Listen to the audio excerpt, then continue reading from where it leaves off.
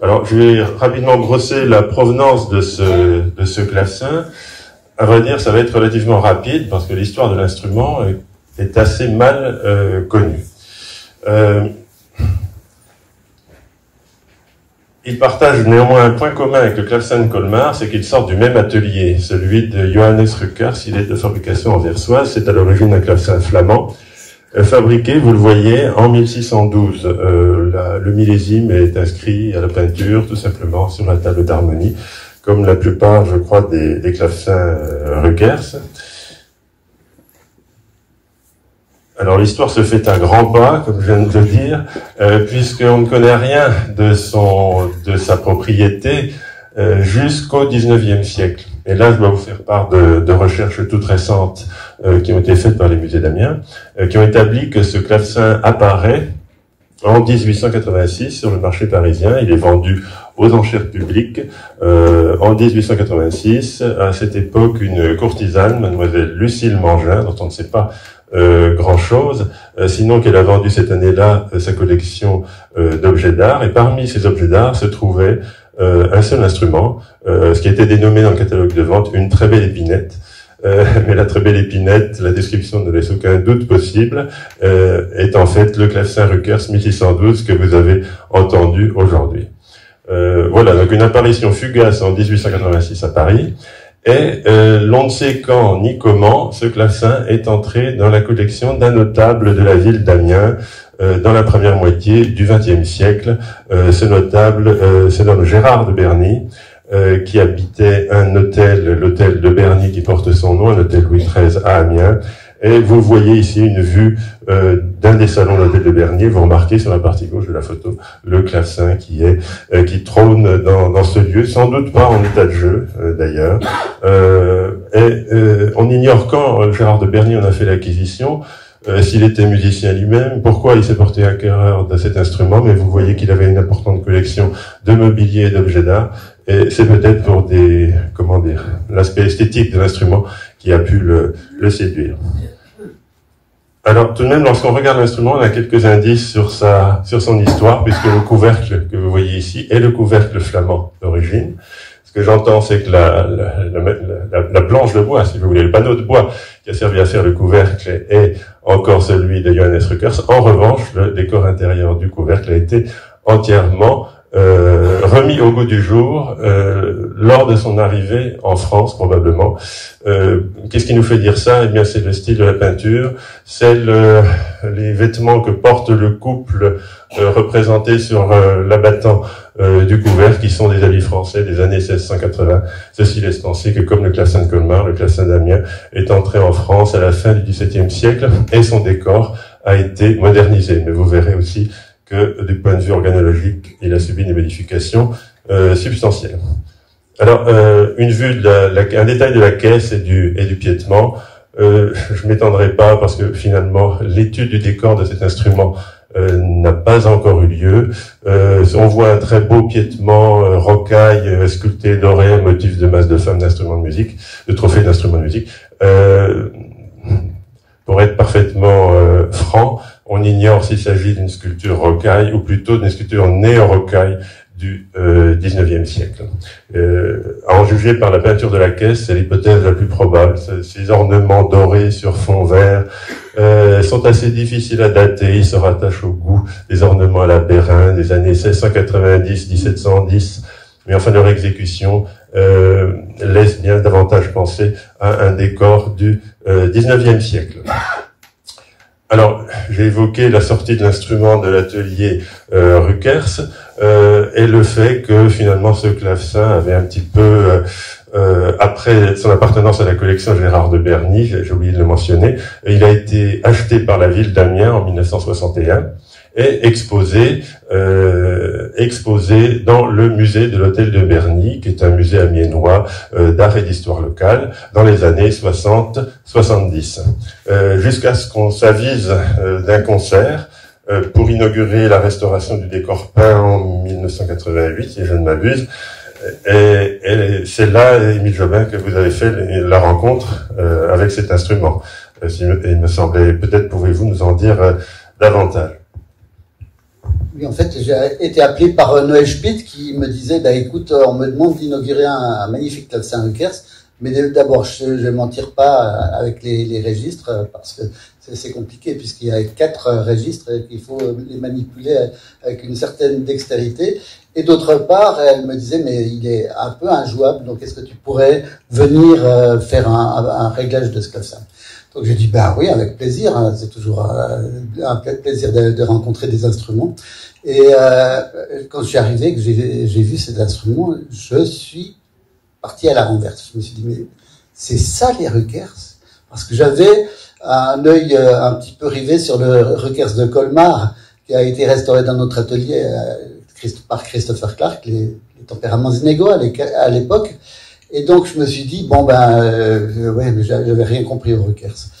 Donc voilà, j'ai vu le monsieur Vieilleville qui était le conservateur en lui disant, vous vous rendez pas compte de ce que vous avez comme instrument, c'est hyper rare et c'est vraiment un des unicums des Rückers.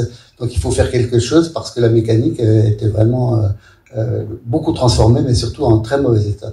Donc j'ai proposé de faire ce que je venais de faire pour le musée de la musique, faire un facsimilé des sauteraux pour que ce clavecin aille mieux. Et donc par suite, ça a emballé l'histoire. Moi, les Rückers, c'est devenu une passion. C'est une passion que je partage avec Jean-Luc, puisque les claviers que vous voyez, c'est un clavecin que j'ai fait récemment pour Jean-Luc. Ça me permet de parler des transpositeurs. Donc, on fait des petits liens comme ça, sympathiques.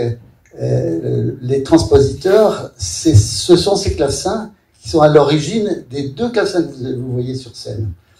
Les transpositeurs, en fait, pour s'imaginer les choses, il faut se représenter que, d'une part, le clavecin au XVIIe siècle en France, c'était un clavier, c'est un instrument de musique, mais un clavier et pas 2.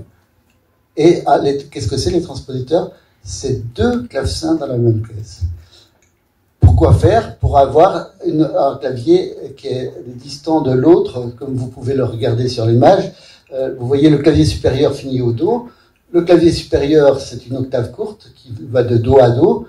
Et c'est le clavecin le plus normal, le plus courant des Rückers, alors que le clavecin inférieur, c'est un clavecin qui est un petit peu dans le style de ce qu'on faisait en Italie, là où on faisait 2 instruments. Il y avait un clavecin avec octave courte Do, et puis un clavecin qui faisait Do jusqu'à Fa, de façon à pouvoir transposer à la carte inférieure. Donc, sur le clavier supérieur, le dernier Do correspond au Fa du clavier inférieur.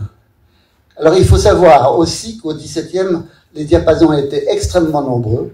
On avait des diapasons au demi-ton, au ton, à la tierce, majeur, mineur, à la quarte, à la quinte. Donc, la plupart des transpositeurs les plus courants sont à la quarte inférieure.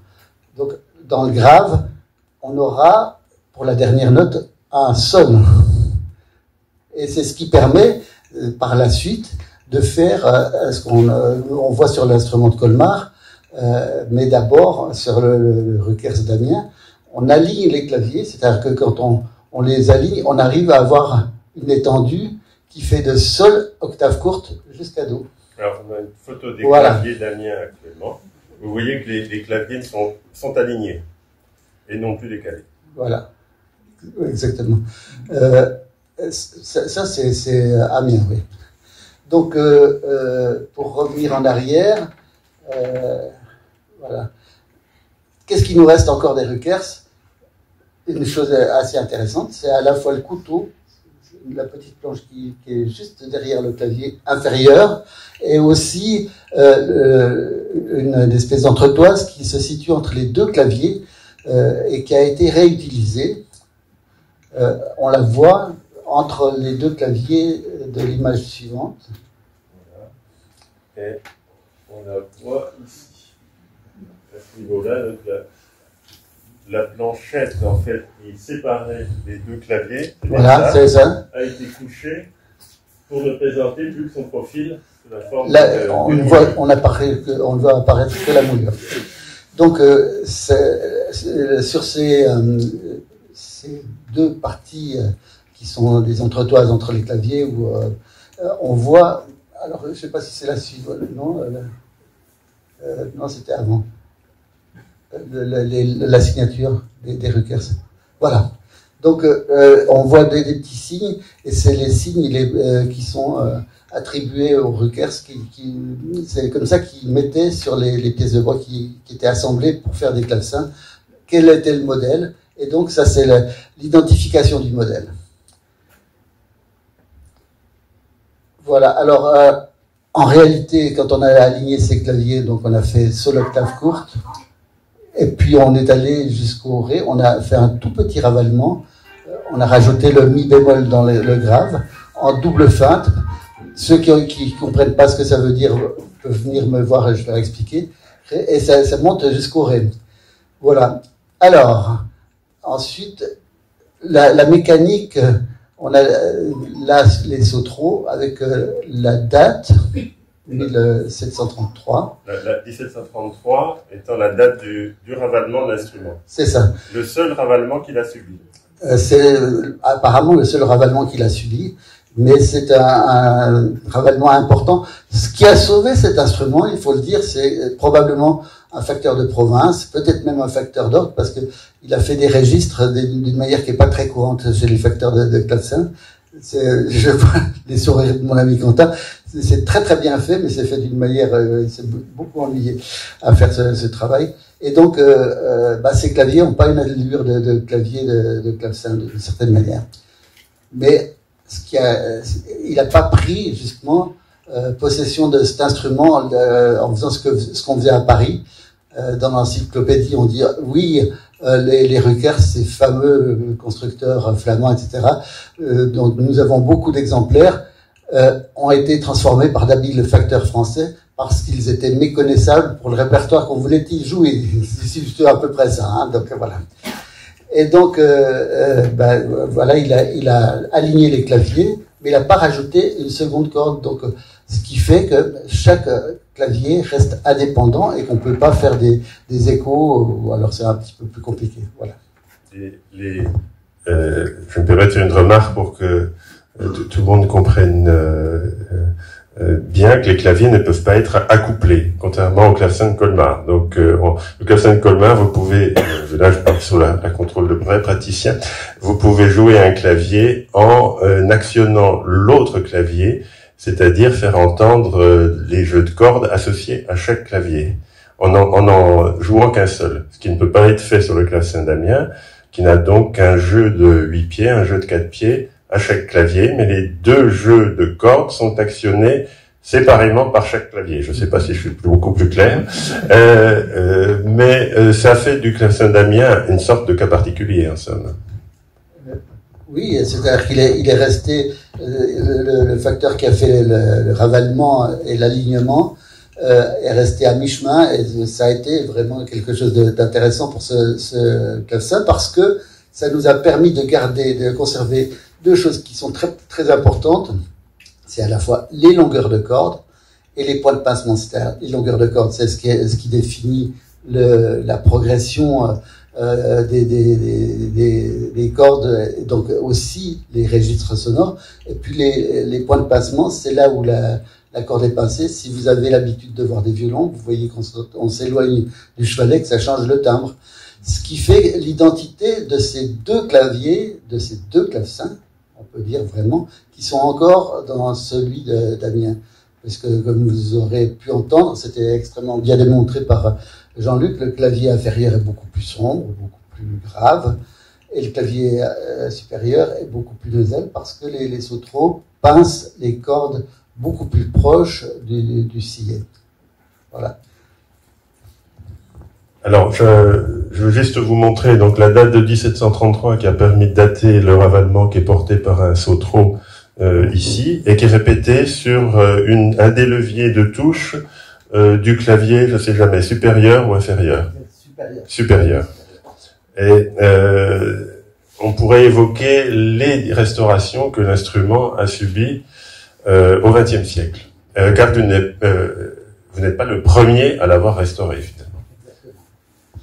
Oui, Hubert Bédard, qui était un découvreur de clavecin ancien et qui a fait un travail fantastique, de remise en état de jeu des clavecins, mais pas toujours avec le soin qui était celui qu'on a peut-être maintenant. C'est une époque, c'était une autre manière d'envisager les choses. On avait besoin de redécouvrir des clavecins anciens.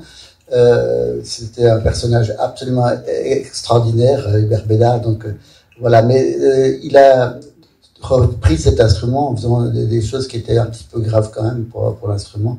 La première chose, c'est qu'il a mis un fond en tilleul qu'il a collé, et juste après le passage dont je vous parlais avec Noël Spitt, le conservateur a dit d'accord, finalement votre proposition est retenue.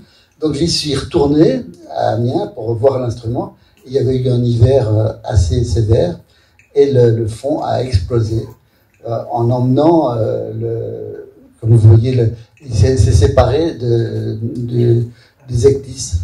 On voit qu'il est tenu juste par 2 chevilles de chaque côté encore.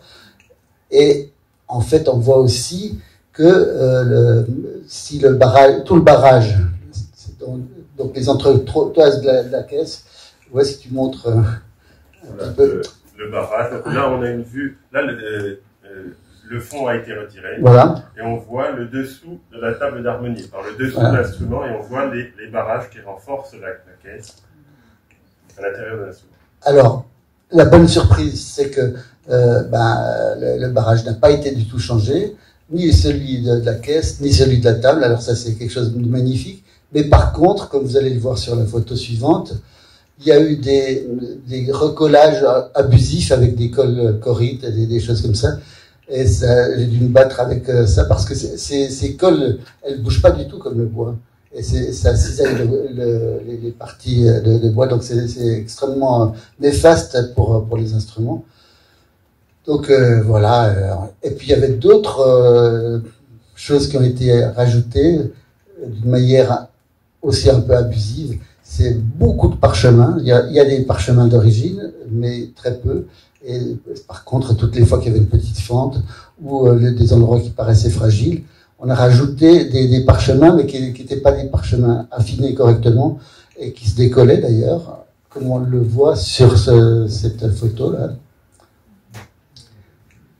Et donc, j'ai fait ce qu'il fallait pour décoller la plupart de ces parchemins avec des techniques qui permettaient de garantir que l'eau ne pénètre pas sur la table. Donc c'est assez compliqué, mais il y a des techniques assez sympathiques pour faire ça. Ça nous permet de voir aussi une autre chose, c'est l'arrivée du boudin. C'est la pièce qui retient les cordes du 4-pieds dans la table, avec le petit bloc symptomatique des Ruckers. Voilà, donc j'ai fait ce que j'ai pu pour restaurer le mieux possible cet instrument. Et je dois dire que j'ai fini ce travail en 90, il est sorti une fois dans les années 2000, et son deuxième grand bain de foule, c'est dans une piscine, j'en suis très heureux.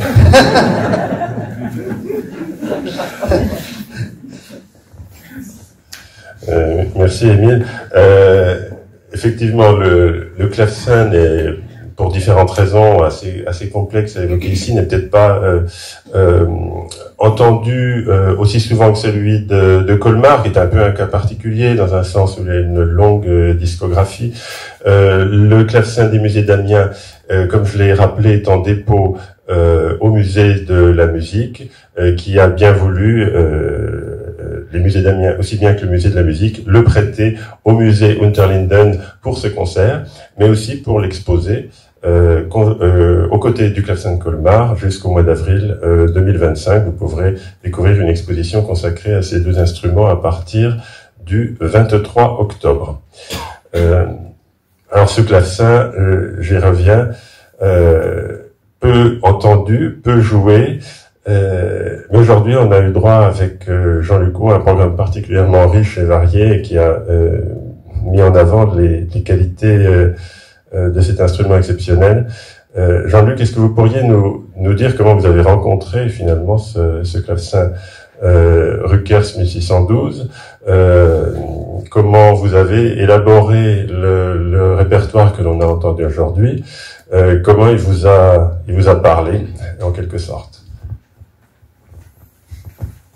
Je j'aurais une pensée, évidemment, pour les... je sais pas comment on dit. On parlait de rencontres, voilà, de rencontres avec un son, avec un facteur ancien, avec un instrument. Mais les rencontres avec les gens qui nous entourent sont, en fait, permettent tout ça. Je dois dire que j'ai rencontré les clavecins d'Émile grâce à des conservatoires en France, et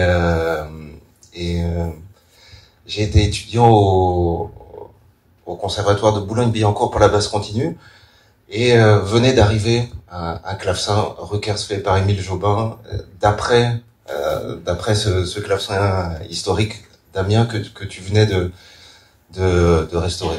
Donc Émile avait produit une sorte de version un tout petit peu simplifiée à un clavier, mais qui nous permettait d'avoir un aperçu très très tranché et tout à fait étonnant de cette facture flamande. Et ça, pour moi, ça a été un choc.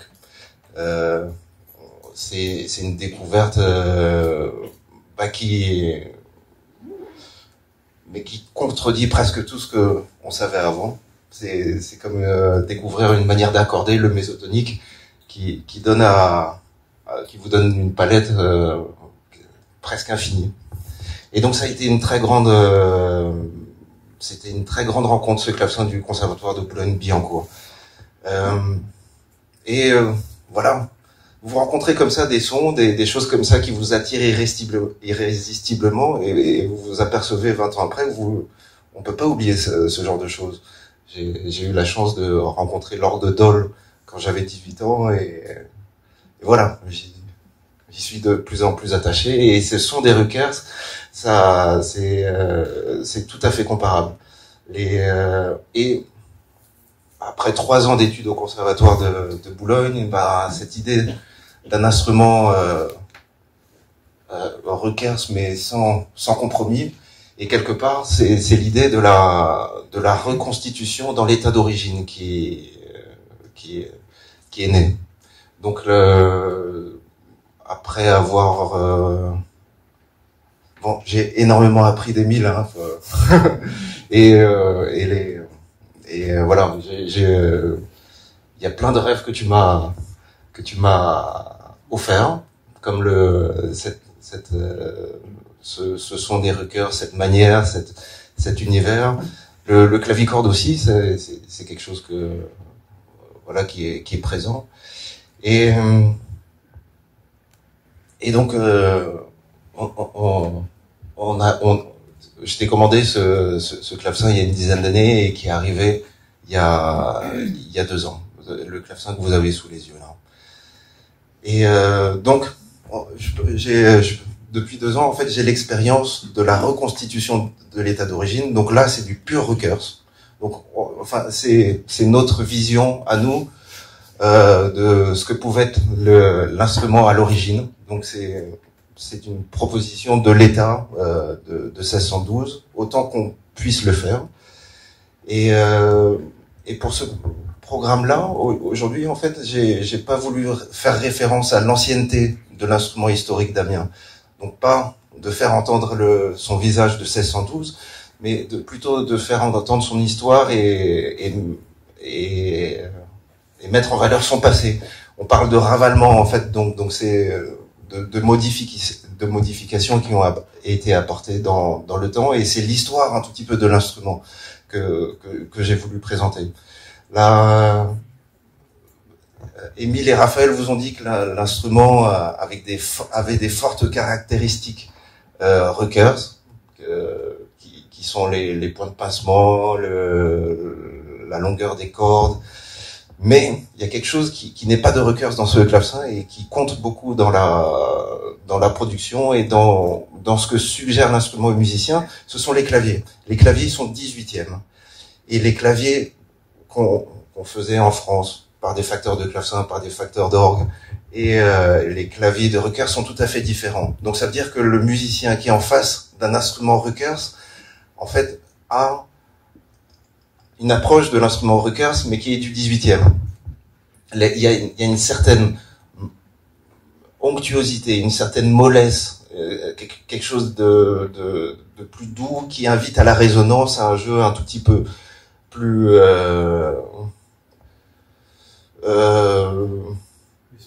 plus souple dans les mécaniques françaises du XVIIIe siècle, alors que les mécaniques Rucker sont beaucoup plus vives. Il y a quelque chose de beaucoup plus frontal. La vitesse d'un clavier Rucker, c'est beaucoup plus accéléré. Le doigté, donc la façon d'utiliser les doigts de la main, si on fait do ré mi sur 1, 2, 3, 4, 5 ou en choisissant d'autres formules, en fait, sont différentes. Donc ça veut dire que l'approche du son est complètement différente. Et en fait, je n'avais pas envie de jouer de la musique de 1612 dessus parce que ce serait nier une partie de l'instrument tel qu'il nous est arrivé aujourd'hui. C'est comme regarder une église romane avec des ajouts gothiques et de persister à dire que c'est une église romane. Ça, voilà. On a la chance avec cette expérience d'avoir à la fois l'instrument historique Ravalé, donc qui a eu tout son passé et tous ses apports et ses modifications dans le temps, et aussi d'avoir la reconstitution dans l'état d'origine. Et ce sont deux démarches qui sont tout à fait différentes et qui sont très très très éclairantes pour les musiciens. Peut-être que je peux parler du programme un tout petit peu. Ouais. Alors après, donc 1612 année de construction de l'instrument, 1733 année du ravalement. J'ai joué avant de venir à Colmar, avant que le clavecin n'arrive à Colmar, j'ai pu jouer ces 10 dernières années ce clavecin que 2 fois 5 minutes avec des gens qui parlaient autour et dans une salle qui sonnait mal. Mais bon, c'est assez pour ressentir quelque chose, mais on peut pas vraiment dire que l'instrument vous parle. Mais voilà, il y a quelque chose qui vous rend très curieux et en fait, je me suis dit que comme le clavecin est arrivé en France et qu'il a une histoire assez française, on pouvait justement montrer le répertoire français qui pose beaucoup de questions. Au XVIIe siècle, si on parle des compositeurs qui sont très joués aujourd'hui en France, on parle à Danglebert, on pense à Danglebert, on pense à Louis Couperin, des gens comme ça qui reviennent souvent dans les programmes de concert, et ce qui est une très bonne chose parce que c'est de la musique magnifique. Mais regardez un tout petit peu les manuscrits qui circulaient à l'époque. Le compositeur le plus joué au clavecin, en tout cas dont on a le plus de pièces manuscrites, c'est Lully. On a 500 pièces de Lully adaptées au clavecin sous forme manuscrite, ce qui nous montre que c'était l'auteur le plus joué au clavecin. Donc déjà, il y a quelque chose d'assez amusant. La pratique de la transcription était très importante parce que c'était des extraits d'opéra, de ballets qu'on adaptait au clavecin. Donc c'est un tout petit peu ce visage pas très courant du clavecin français que j'avais envie de montrer, et sur un son pas très courant non plus, parce que les clavecins Ruckers adaptés, donc ravalés, agrandis, comme on vous l'a expliqué, étaient les clavecins les plus prisés en France. Un clavecin Ruckers coûtait beaucoup plus cher qu'un clavecin fait neuf en France, et qu'il y avait une sorte de prestige comme ça de ces instruments qu'on s'arrachait. Il y avait énormément de faux qui étaient produits, donc des instruments faits à Paris au XVIIe, au XVIIIe, mais avec une signature Ruckers. Et ça faisait flamber les prix. On le voit aussi dans les témoignages. Il y a Titon Dutillet, un chroniqueur qui parle beaucoup de musique, qui parle avec émotion, qui témoigne avec émotion d'une sorte d'assemblée musicale où il entend une certaine Mademoiselle Certain jouer des extraits de Lully à côté de pièces de Marchand et, sur un clavecin Ruckers. Et on sent dans ce témoignage que l'association Ruckers Lully rend les gens complètement fous, et il se pâme d'éloges, et c'est une expérience tout à fait incroyable pour lui. Donc voilà, c'est un tout petit peu cette idée. Merci Jean-Luc. Je ne sais pas s'il y a des questions, peut-être. Moi, je m'aperçois que je m'en voudrais de ne pas vous le dire. On peut vivre sans le savoir, mais enfin, le couvercle est tellement beau. J'ai oublié de vous donner le sujet de la peinture du couvercle, qui représente l'assemblée des muses en train de jouer de la musique. Elles reçoivent la visite de la déesse Athéna, casquée et cuirassée. Les muses sont rassemblées sur le mont Hélicon, et vous voyez au sommet de la composition le cheval Pégase qui prend son envol après avoir fait jaillir la source de l'inspiration qui est en bas à gauche de la composition. C'est un épisode tiré des Métamorphoses d'Ovide, exactement comme le concours musical d'Apollon et Pan, qui orne le couvercle du clavecin de Colmar. Alors, peut-être y a-t-il des questions au sujet de cet instrument? Non. Alors, c'est pas au sujet des instruments. Je voulais savoir s'il existait en Flandre ou aux Pays-Bas des Rukers d'origine qui n'ont pas bougé. En fait, c'est pas aux Pays-Bas qu'il faut chercher.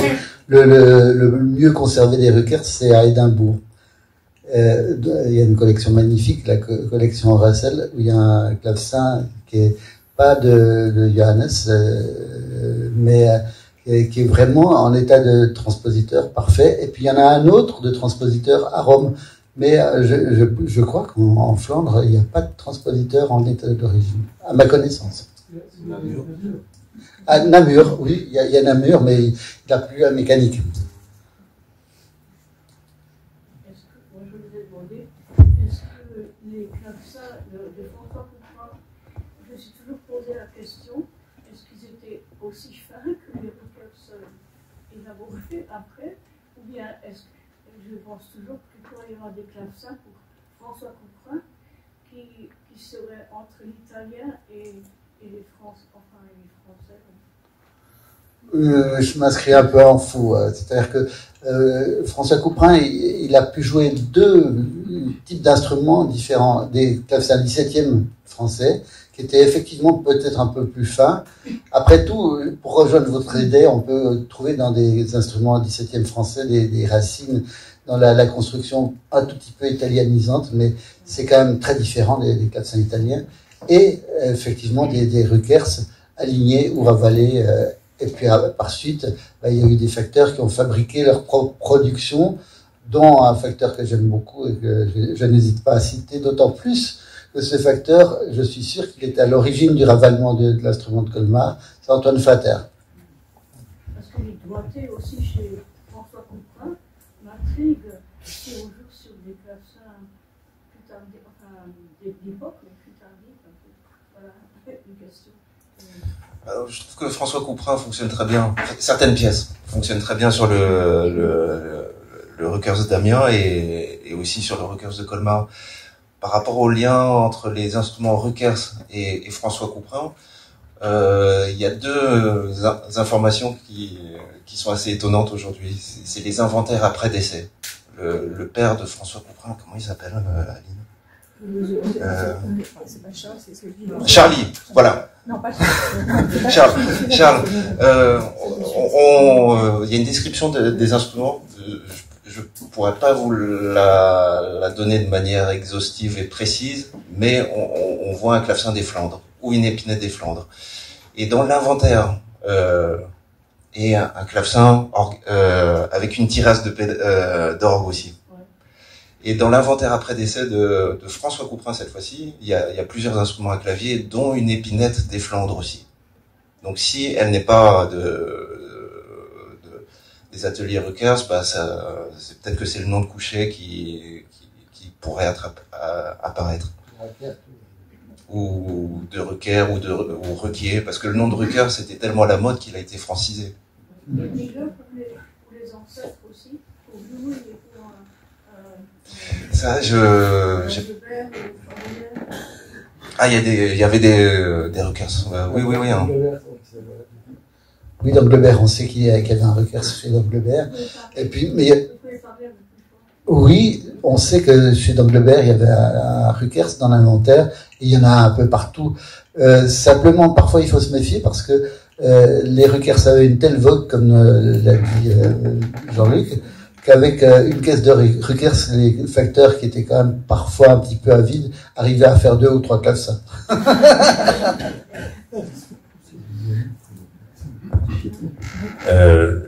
Il est quand même tout de même rare de pouvoir rassembler deux clavecins historiques en état de jeu au même endroit, et de les faire entendre le même jour. Alors moi j'utilise un peu une métaphore artistique en disant que on comprend mieux finalement un artiste en comparant deux de ses œuvres. Cet après-midi, on a eu l'occasion d'entendre Amiens, et on aura l'occasion d'entendre Colmar sous les doigts de Christophe Rousset dans quelques instants. J'aurais envie de demander, j'ai déjà ma petite idée, mais enfin, quelles sont les différences d'identité sonore entre les deux instruments? Est-ce qu'on peut essayer, je sais que c'est bien difficile, mais enfin, de mettre des mots dessus? Est-ce que la sonorité d'Amiens, d'une certaine manière, est pas plus brillante, moins sombre que celle de Colmar? Est-ce que ces adjectifs qui me viennent à l'esprit veulent dire quelque chose, parlent aux musiciens ou aux facteurs? Ou ça reste du domaine du subjectif? Eh bien, vous avez raison. En réalité, le clavecin de Colmar, comme il a été ravalé, et puis qu'on a rajouté une deuxième corde, c'est compliqué à expliquer. S'il y a quelqu'un que ça intéresse, je l'expliquerai un peu avant.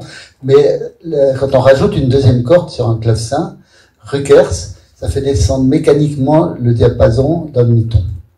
Donc, c'est déjà une des premières choses. Et puis, les points de passement, ce dont je parlais, c'est très très important. Les longueurs de corde et les points de passement ne sont plus du tout ceux des Rückers. Ce que j'ai fait, par contre, dans le Rückers d'Amiens, c'est que j'ai voulu conserver les longueurs et les points de passement, et j'ai fabriqué à cet effet des sautreaux qui étaient des sautreaux copies de Rückers. C'est une façon, on peut discuter ce parti pris, mais c'est ce qui permet aussi d'avoir un son fort différent, comme vous allez constater si vous allez au concert. Non. Bon. Le père est bien Charles. Voilà, donc cette interprétation personnelle n'est pas dénuée de fondement, chacun la traduit comme il le peut. On pourrait dire finalement que le clavecin de Colmar est un clavecin flamand doublement francisé par ces deux ravalements successifs, ces deux petits ravalements successifs, alors que le clavecin d'Amiens a conservé peut-être un ADN flamand plus évident, plus net, et c'est ce qu'on en a pu entendre sous les doigts de Jean-Luc tout à l'heure. Il me faut vous libérer pour que les personnes qui souhaitent assister au concert suivant puissent changer à nouveau de bâtiment. Il me reste également à remercier Émile Jobin de sa participation et Jean-Luc également pour sa contribution et le superbe concert qu'il a bien voulu nous donner. Merci.